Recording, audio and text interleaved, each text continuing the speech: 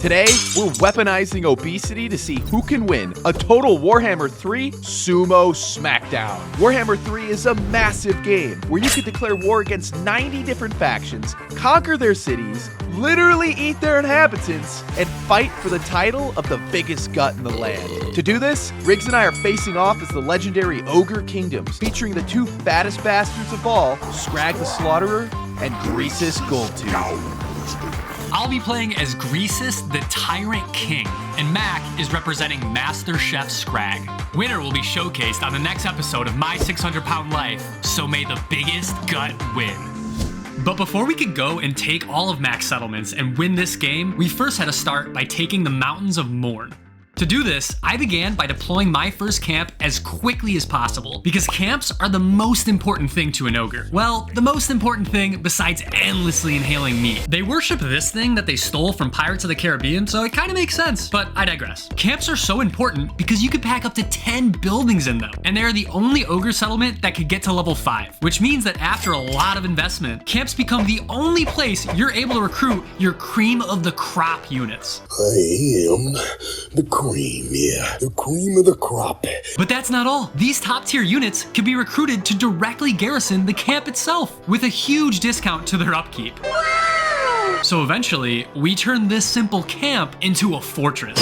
And when you are ready to march to war, camps will passively supply your armies with that sweet, sweet meat. Huh? Pause. You know, that meat that your ogre armies need an endless amount of. Because if it runs out, they'll try and run off to some supposedly fatter ogre. But I'm the fattest ogre. So it's best to keep our boys nice and chunky. And while building up my camp, I also made another army so I would be able to eat my direct neighbors as quick as possible. I'm bigger than you, I'm higher in the food chain. Get in my belly! On the other hand, my neighbors in Grand Cathay were much more fortunate because I established trade relations with them using my vast amount of resources, in which over time will bring me in tons of cash. They don't call me Goldtooth for nothing.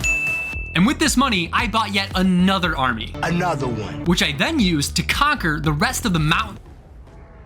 Oh, fuck. And another one. Which I then used to conquer the rest of the Mountains of Morn with no trouble whatsoever. And while securing our northern border, Greasus was quickly conquering his way across the Plain of Bones, and as our empire was growing larger, I was getting richer. So I invested a lot of money in developing a high-tier camp here in Ruin's End. It's a great defensive choke point should Mak ever push my home territories, and will also supply troops directly to the front lines. I leaned heavily into the Ogre infantry spam to fight the AI, and at this point, my armies were mostly full of bulls and iron fists. Tier 1 and 2 units, so not amazing, but certainly not bad I thought, especially considering how cheap they were. So in an effort to pro his defenses, I used these armies to launch a 3-prong offensive against Mak through the mountains with Greasus himself leading the push down the center. However, I did have a fantastic army of Iron Guts and Stonehorns close behind to reinforce. They are Greasus's favorite bulls and these absolute monstrosities. It was then I finally saw Scrag the Slaughterer on the other side of No Man's Land. He had some units that made me a little nervous, but it wouldn't matter. I was gonna wash over him with sheer numbers, and he would collapse under the weight of my girth.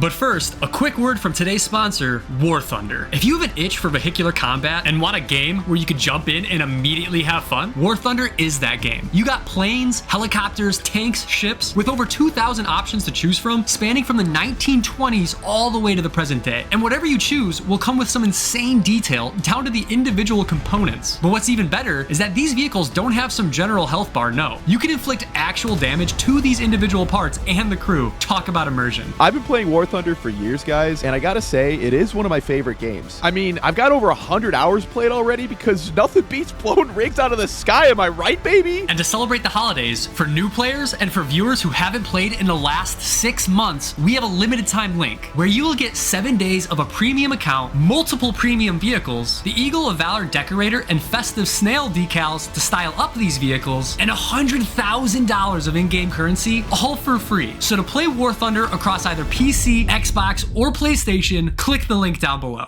Rigs might have the size, but it's all about technique. And my technique for this campaign was to go all in on quality over quantity, because Scrag has a really tough start. Our forces are pulled in all directions, and losing even one army can be a huge setback, which may or may not have happened. Yeah. Whole army wiped out. Yeah.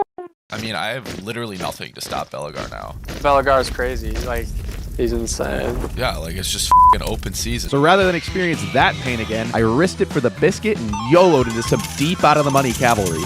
The Ogre Kingdoms have some of the best mounted units in the entire game. Mornfang Cavalry and Crushers.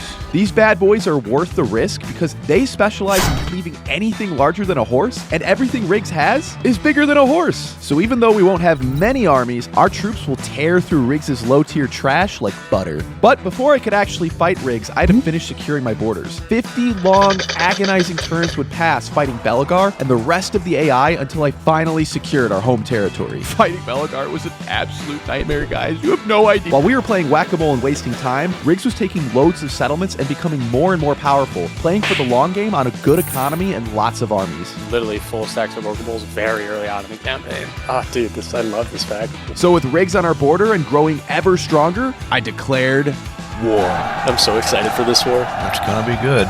Just giddy. There was a problem though. Riggs isn't just the fattest ogre, he's also the richest, because Greasus gets huge buffs to sacking and pillaging, which means a whole lot of money for a whole lot of ogre. So it was critical to knock out Riggs before he becomes too massive to stop. My plan was to take our elite armies and carve through his territory on a search and destroy mission for his camps. Because if we destroy his camps, then we win the war. But carving up Riggs like a freshly baked ham would have to wait. We were of similar strength on the front line with 2 armies in the immediate area, but I had no idea what lied beyond. However, I knew that Riggs was trying to sneak past our armies. He was being sneaky because if he could slip past our defenses and reach our camps, then he could win this war without ever even fighting a battle. Who doesn't love a game of cat and mouse? And luckily for us, he made a mistake early on in the war because Riggs had pushed up Greasus way too far. Realized this and tried retreating him back into his territory, but I chased him down like a hungry ogre. Get over here! What the? That movement range was insane. Riggs' army was almost exclusively Ogre Bulls, the very thing our cavalry were built to destroy. So this battle will be a great first litmus test to see if we have what it takes to win this war. You don't have what it takes to kill me.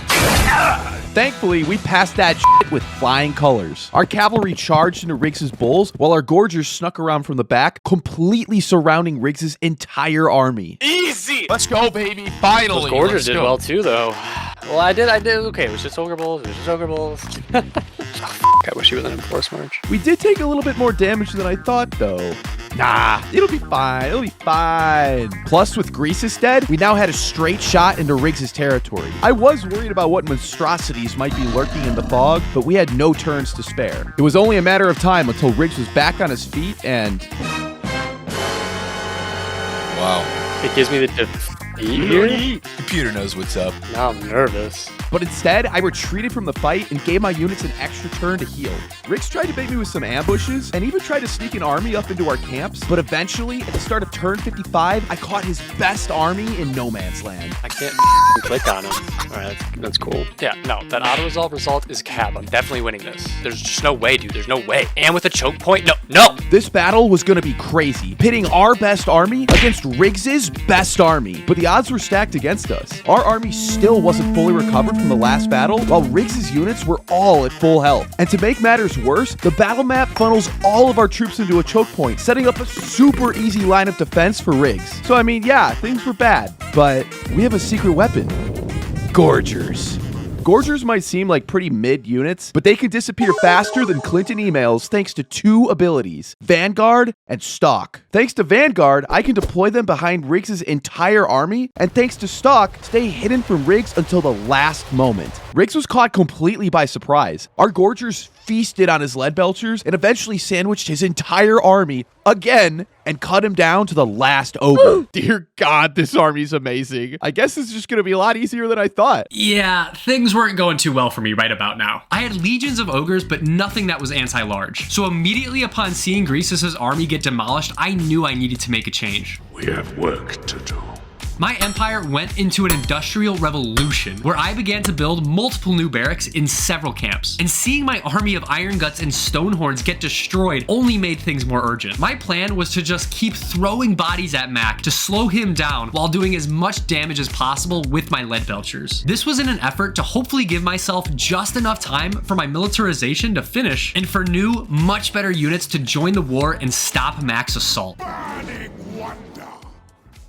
Even though we've been roughing up Riggs, I had a feeling he was up to something. There's no way the king of the ogres would go down that easily. But I wasn't going to wait around to find out. I mustered my armies and marched deeper into his territory. One army was busy taking Riggs' undefended settlements, while I had our main army moving as far and as quickly as I could. And almost got ambushed. Holy shit. Oh, I'm like nervous now. I'm really nervous. But there's no way. There's no way. We'll fold that army up like a cheap lawn chair. But while that was all going down, I promised my firstborn son and half my empire to Crooked Moon in hopes that they'd join the war against Riggs. It's definitely cheeky, I know, but it worked. And after giving away like 20 of my settlements, Crooked Moon declared war. What did it cost?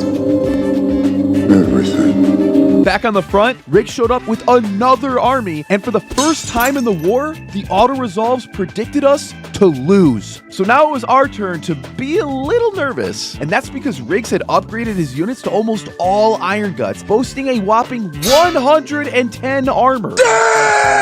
And that'll be tough for our Gorgers who put all of their skill points into Muay Thai. I mean, imagine punching a boulder. So with our Gorgers basically useless, we'll have to rely on our cavalry to win this fight. So at the start of the battle, I had our Gorgers move along the left, while at the same time, moved our cavalry to the far right for a huge charge. Cavalry! But despite being encircled, Riggs held his position. Every time I tried to crush his units, Riggs was ready and blocked my attack. So slowly but surely, our units were ground down, with all of our cavalry either being dead or routed. Finally, though, we had our break. Riggs left his general away from his army and gave us the chance to swarm him and kill him, and finally ending this disgusting bloodbath. That was like almost a win for me. It says defeat, but it was like a draw. Your Mournfang like retreated. I hope they went all the way down, but we'll see. Because if they're all the way dead, that's so huge because they're such a threat. So we did win at the low price of 1942 Soviet casualties. Acceptable losses because I found what we were searching for. The goal of our entire attack, Riggs's camp. As you all know, we ogres get our power from these humble abodes, and eliminating Riggs's teepee would wipe out a huge chunk of his military potential. It could even win us the war, but we can't actually attack the camp until Scrag gets his new army. And just as I was about to retreat him back to safety, you guessed it, Riggs attacked again. That's dumb, dude. It pulled me away. The auto-resolve disrespect. I don't know, guys. We have 7 dead units against Riggs's massive army. It wasn't looking good, but I never surrender. If this was to be our end, then I will make Such an end as to be worthy of remembrance. Fighting this army head-on was a death sentence. We needed to be smart. So I distracted Riggs with our cavalry like a monkey chasing a banana and attacked his troops on the west side of the map. This plan went perfectly. Our handful of Noblars and like 6 Mournfangs chewed through his entire detachment. I mean, Mournfangs are good, but this shocked me. At this point in the battle, Riggs was chasing our units all around the map, and this went on for nearly 15 minutes. That's a long time for an ogre to be running because he's a Thick-ass boy! tiring his troops out until they all broke and fled, winning us the battle against all odds, baby. MVP, MVP. How did you lose that battle, bro? Holy shit. Weirdly though, Riggs didn't seem too bothered. I mean, I would be pretty nervous if Alexander the Great just showed up at my front door, but we were within arm's reach of our final objective. So I got Scrag's new army and attacked from the north, while I had our second army attack from the south. And while I moved in for our final assault, I realized why Riggs was just so smug. Somehow, he had recruited insanely powerful man-eater units, even better than our Mournfangs. How did you get man-eaters already?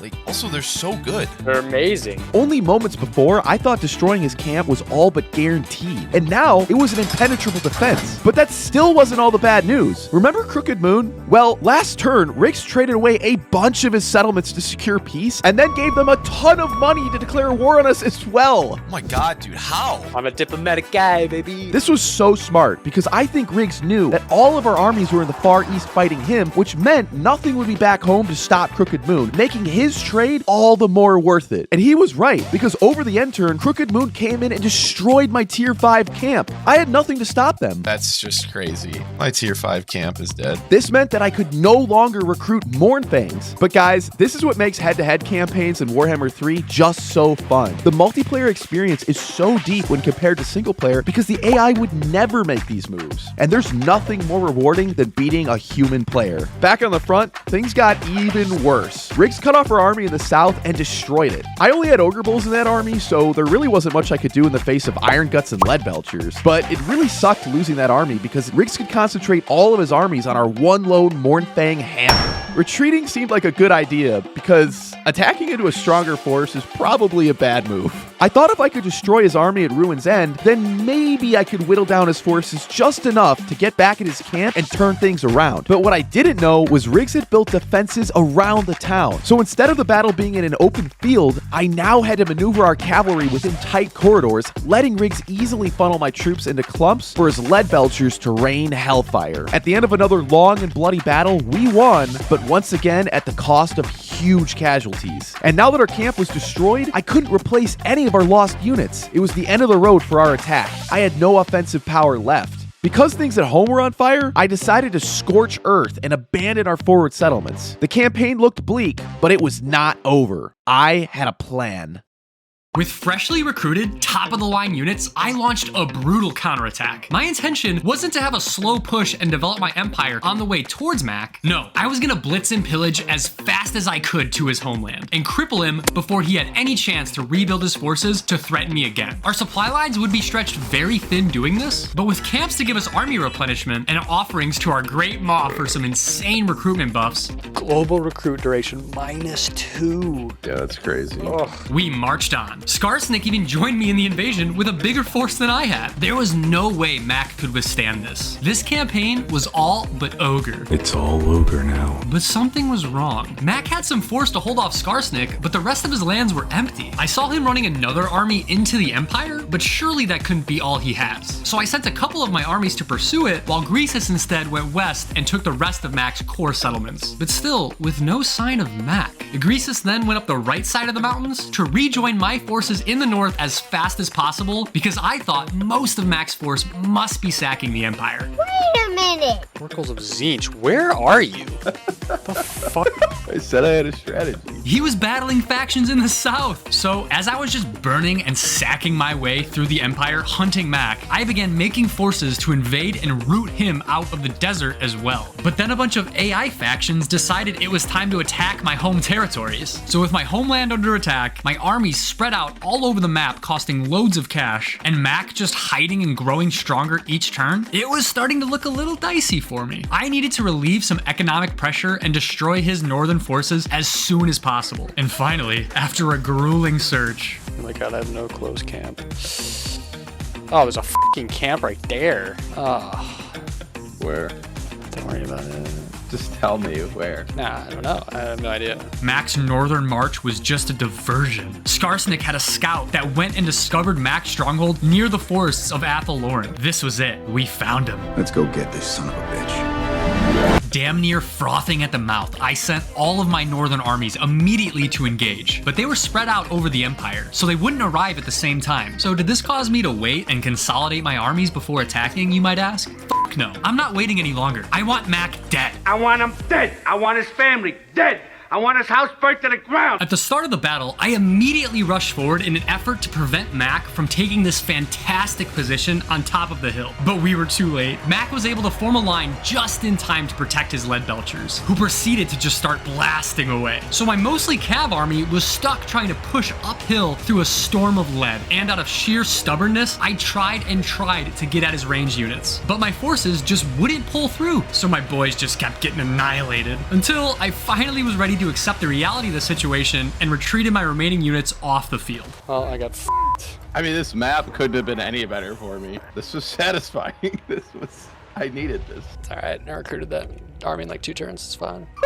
I should have just capitulated and just kept going for your, what's it called, your Iron Guts, but... Oh, were you trying to pull through the whole time? The whole time. Oh. The whole time. I was so stubborn. I was too, I couldn't, I just was stubborn as fuck. Committed. He was committed to the task. This is where the comeback starts, baby. This is it. Yeah, well, we'll see about that. Because while that army pulled back to heal up, the shockingly obese made his entrance, and Big Daddy Greasus doesn't fuck around.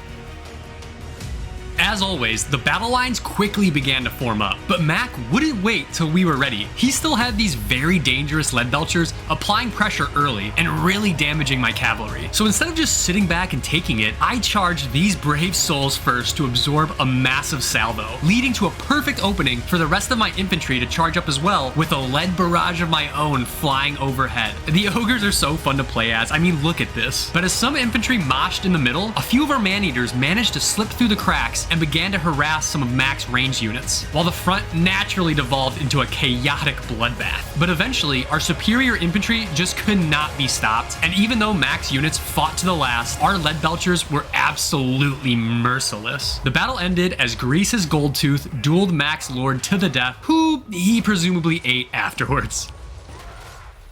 I told y'all I had a plan, and as you probably guessed, that plan was to hide until I rebuilt my camps, because if I got my camps back to full strength, then we really could have come back and won this game, and I'd gotten pretty close. But unfortunately, Riggs found both of my camps in the Western Mountains and set me back even further, making that dream go poof. If I had moved them just a bit more west, I don't think he would have found them. However, I still had my lands in the south. I was living a free and peaceful life plundering the Frenchies, but Riggs was committed to seeing me dead. I want him dead! Riggs landed on the coast of Araby with overwhelming force. I gave it the old college try, but Scrag was KO'd in the battle. And at the same time, Riggs was pushing down from the north with a horde of armies. The writing was on the wall, guys. But let's have some fun with it. It really doesn't matter a whole lot what we do here. It's like that scene from the Huns where they just show up on the hillside. But my plan was to take up positions on the hill because our troops get a defensive bonus when on high ground, obviously. But Riggs had an insane amount of artillery and bombarded me into oblivion. Thankfully, though, he was a good sport and charged. Our frontline units held for a bit, but in the face of crushers and man-eaters, not really a whole lot we can do. My whole army was swallowed up, and the campaign was finally over. Thank you all very much for watching, and to partake in some awesome PvP action of your own, remember to click the link down below in the description or comments to join the action in War Thunder today. Until the end of January, our link will get you all of these exclusive holiday bonuses, so you don't want to miss out. Big thanks to War Thunder for sponsoring this video. Another huge thank you to all our donators on the last video, including Ryguy, Crump9142, me HPAFW, Zyro3633, Phoenix40K, Many Media 2011, Trey4917, Catalyst Maniac, and anyone else I couldn't mention. You are so appreciated. And for our Patreons keeping the lights on, our warlords, Doshav, Drowning, That Undead Guy, Mr. Napoleon 01, and Voltage 483. And our clan rats, Degenerate McChicken, Ivanov Yanislav, Cyron, Tom Ass, Madge Smelker, Grand Percival, True Irish Luck, and Rogue 1101. Finally, click our Discord link in the description to join the community and find Warhammer games of your own. If you're still watching this far, you might as well like and subscribe. And we'll see you next time with another dose of more Warpstone.